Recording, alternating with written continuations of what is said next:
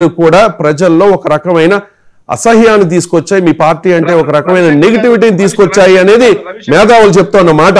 ఒక్క నిమిషం శేఖర్ గారు, మీరు ఇంకా కూడా దాన్నే కంటిన్యూ చేస్తాను అంటే అది మీ ఇష్టం, మీ విజ్ఞతకే వదిలేస్తూ ఉన్నాం. ఒక్క నిమిషం శేఖర్ రెడ్డి గారు, నేను మాట్లాడేటప్పుడు మాట్లాడొద్దు దయచేసి, నేను అవకాశం ఇచ్చినప్పుడే మాట్లాడండి ఎవరైనా సరే. తాపంశెట్టి నాగేంద్ర గారు రియాక్ట్ అవ్వండి ప్లీజ్.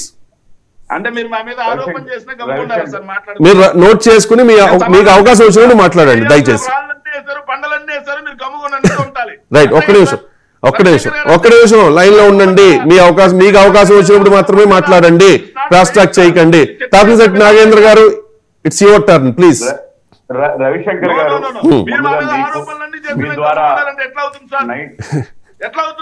ఒక్క నిమిషం,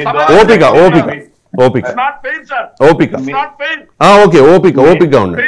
మీ ద్వారా రవిశంకర్ గారు, ముందుగా మీకు, మీ ద్వారా 99 వీక్షకులకు, ప్యానల్లో ఉన్న సోదరులందరికీ మరియు తెలుగు ప్రజలందరికీ జనసేన పార్టీ తరఫున మా అధ్యక్షుడు పవన్ కళ్యాణ్ గారి తరఫున వరలక్ష్మి వ్రత శుభాకాంక్షలు సార్.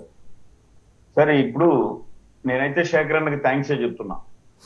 ఎందుకంటే వాళ్ళు అలా ఉంటేనే వాళ్ళు అలాగే ఉంటారు సార్.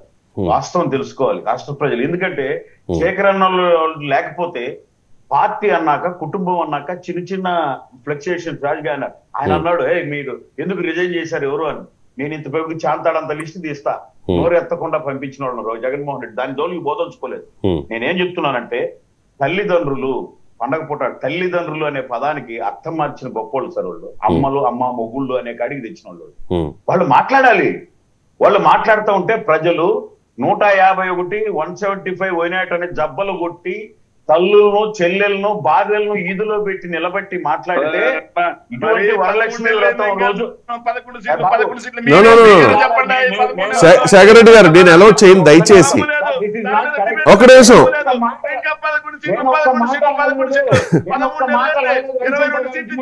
శేఖర్ రెడ్డి గారు క్రాస్ టాక్ చేయకండి.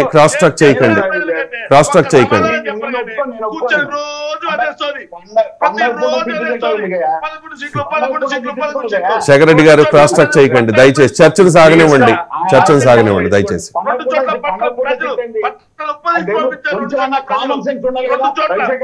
రైట్ అండి, శేఖర్ రెడ్డి గారిని మ్యూట్ చేసే అవకాశం ఉంటే ఒకసారి చూడండి. పీసీఆర్ మ్యూట్ చేయండి. ఏంటది, నేను ఆయన టైంలో ఒక్క నిమిషం నీట్ గా రాసుకున్నానండి. రైట్ మాట్లాడండి.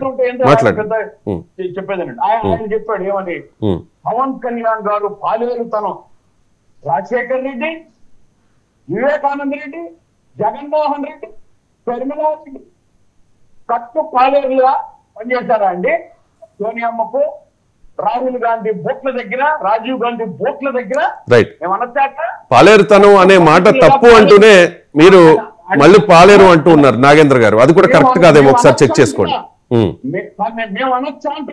వద్దు, అనేసిన తర్వాత అనొచ్చా అంటే ఇంకేముంటది, అనేసారు కదా సార్. ఈయన అదే సామాజిక వర్గం గురించి మాట్లాడాడు. అదే సామాజిక వర్గంలో నేను ఉన్నాను అని పక్కకి వెళ్ళిపోయి రెడ్డి సామాజిక వర్గం ద్వారా నుంచి కాడెద్దు బండిలలో నిలబడి మళ్ళీ ఎందుకు సార్ పరిగెత్తుకుంటా కాంగ్రెస్ లోకి వచ్చాడు? అది కూడా చూసుకోవాలి కొంచెం.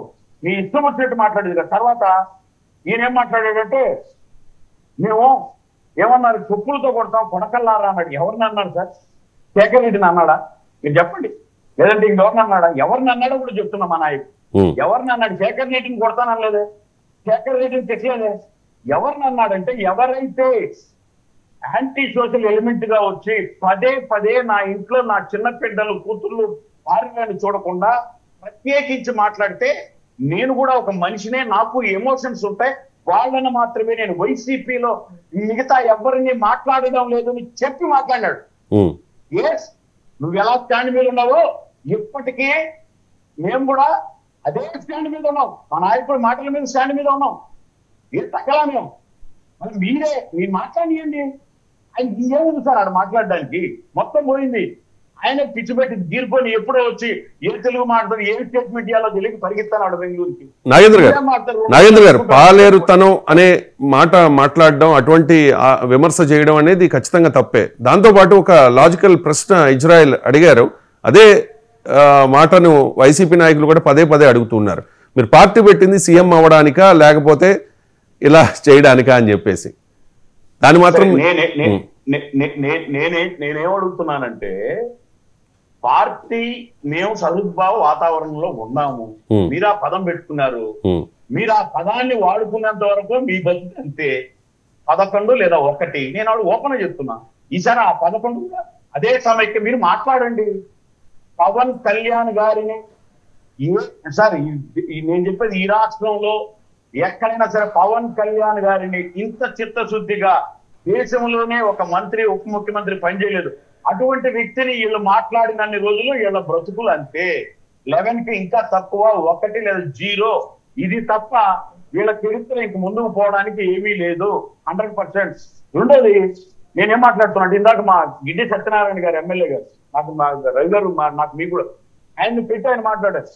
గిడ్డి సత్యనారాయణ గారు ఏమన్నారండి, ఆయన ఇజ్రాయిలా గజ్జిరాయిలా ఎవరో ఒక ఆయన ఏందో పేరు ఆయన మాట్లాడి మీకు ఇవన్నీ ఉనికి అంటే నేను కొన్ని జగన్మోహన్ రెడ్డిని మాట్లాడుతాను అని కనపడాలి. జేకర్ రెడ్డి అంటే రోజు వీడికి వచ్చి ఊసిపోక ఏదో గడ్డి కేకలేస్తారు. అంటే ఒక డౌట్ నాగేంద్ర గారు, గతంలో పవన్ కళ్యాణ్ మీద మీ సామాజిక వర్గానికి చెందిన నాయకులే అంటే అంబటి రాంబాబు, పేర్ని నాని, లేకపోతే గుడివాడ అమర్నాథ్, కురసాల కన్నబాబు, జక్కంపూడి రాజా, దాడిశెట్టి రాజా ఇలాంటి వాళ్ళు మాత్రమే ఆరోపణలు చేసేవారు. వాళ్ళందరూ సైలెంట్ అయ్యారు. ఇప్పుడు ఈయన చేయడం వెనుక కారణం ఏంటి? వాళ్ళు సైలెంట్ అవ్వడం వెనుక కారణం ఏంటి? చాలా మంచి ప్రశ్న సార్ రవి గారు. నేను 99 ఛానల్లో నాకు తెలిసి ఈయన కాదు ఇంకొక ఆయన అధికార ప్రతినిధి అనుకుంటా 10 పేర్లు ఇప్పుడు మీరు చెప్పిన పేర్లతో పాటు ఇంకో 4 పేర్లు చేర్చి నన్ను వీళ్ళు మాట్లాడింది కరెక్ట్ మా స్టాండ్